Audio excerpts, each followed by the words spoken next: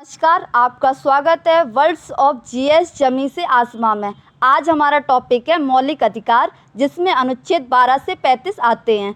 आज हम जो वीडियो है मौलिक अधिकारों की, उसका पार्ट 2 पढ़ेंगे। तो पार्ट पहला है वो पिछली वाली वीडियो में कवर कर चुके हैं, तो प्लीज़ आप उसको भी जाके देख लीजिए। तो चलिए अनुच्छेदों पे चलते हैं। तो अनुच्छेद 12 में राज्य की परिभाषा दी गई है। तो ये प्रश्न भी काफ़ी बार पूछा जाता है कि राज्य की परिभाषा किस अनुच्छेद के अंतर्गत आती है। तो अनुच्छेद 12 के।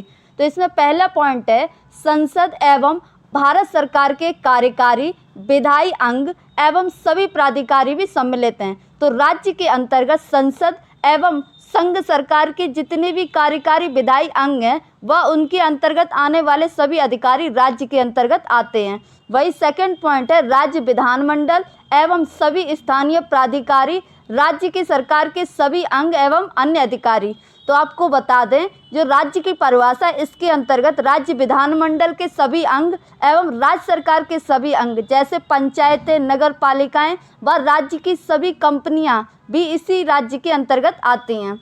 तो चलिए अगला अनुच्छेद है अनुच्छेद 13।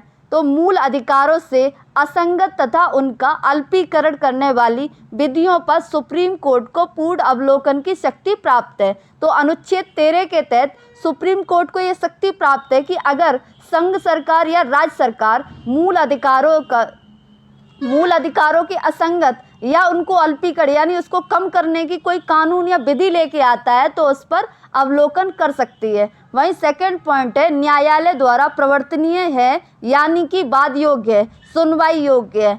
इसका अर्थ है कि अनुच्छेद 13 के तहत सुप्रीम कोर्ट द्वारा मूल अधिकारों का वाद योग्य यानी सुनवाई की जा सकती है। अगला अनुच्छेद है अनुच्छेद 14, विधि के समक्ष समता और विधियों का समान संरक्षण। अगर इसको शॉर्ट में समझे तो इसका अनुच्छेद 14 में दिया गया है, विधि के समक्ष समानता का अधिकार। क्या है? विधि के समक्ष समानता का अधिकार अनुच्छेद 14 के तहत। तो अगर देखें, विधि के समक्ष समता का विचार है वो हमने कहाँ से लिया? ब्रिटेन के संविधान से। यह प्रश्न परीक्षा में पूछा गया था कि विधि के समक्ष समता का विचार कहाँ से लिया गया? तो ब्रिटेन के संविधान से।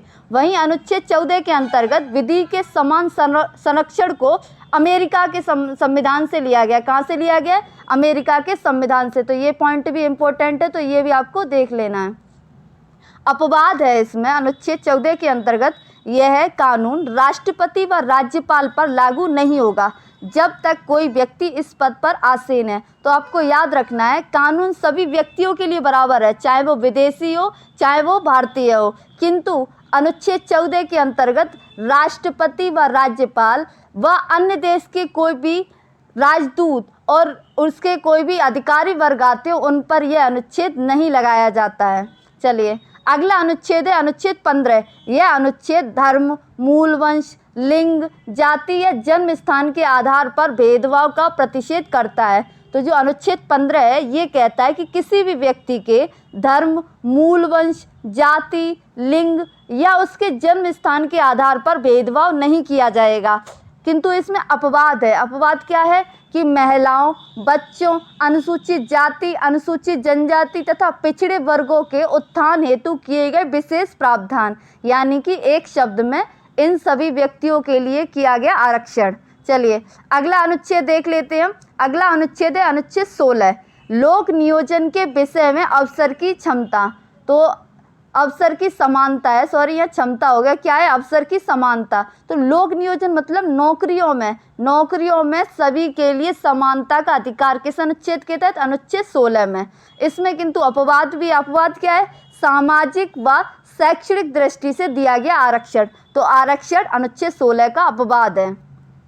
अनुच्छेद 17 है अस्पृश्यता का अंत, यानी छुआछूत का अंत किस अनुच्छेद के तहत? अनुच्छेद 17 के तहत किया जाता है। अगर कोई व्यक्ति अस्पृश्यता को बढ़ावा देता है तो उसके खिलाफ आपराधिक प्रक्रिया भी चलाई जा सकती है। इसमें नोट है, 30 जनवरी 1990 को अनुसूचित जाति एवं अनुसूचित जनजाति अत्याचार निवारण अधिनियम 1989 अस्तित्व में आया। तो इसी अनुच्छेद 17 के तहत जो अनुसूचित जाति एवं अनुसूचित जनजातियों के अत्याचार निवारण के लिए एक अधिनियम लेके आया गया था। कब? 1989। तो चलिए अगला अनुच्छेद है अनुच्छेद 18, उपाधियों का अंत। तो अनुच्छेद 18 के तहत सभी उपाधियों का अंत किया जाता है। तो इसमें नोट है 1954 में स्थापित पद्म भूषण, पद्म विभूषण एवं पद्मश्री को उच्चतम न्यायालय के निर्णय अनुसार पुरस्कार माना गया है, ना कि उपाधि। हालांकि पुरस्कार प्राप्त व्यक्ति को नाम के उपसर्ग या प्रत्यय यानी टाइटल के रूप में इसके प्रयोग पर मनाही है। यानी कोई भी व्यक्ति जिसे पद्म भूषण, पद्म विभूषण या पद्मश्री प्राप्त है तो वो अपने नाम के टाइटल में इसका प्रयोग नहीं कर सकता है। अनुच्छेद 18 में अपवाद है, सेना व विद्या संबंधी उपाधियों को इस अनुच्छेद से बाहर रखा गया है। तो आपको याद रखना है, वैसे तो उपाधियों का अंत किया गया है, किंतु अगर कोई सेना अधिकारी है या शिक्षा के क्षेत्र में किसी को कोई उपाधि प्राप्त है तो वो अपने नाम के टाइटल में उसका प्रयोग कर सकता है। तो थैंक यू इस वीडियो को देखने के लिए। सो प्लीज़ इस चैनल को सब्सक्राइब करें व इस वीडियो को लाइक करें।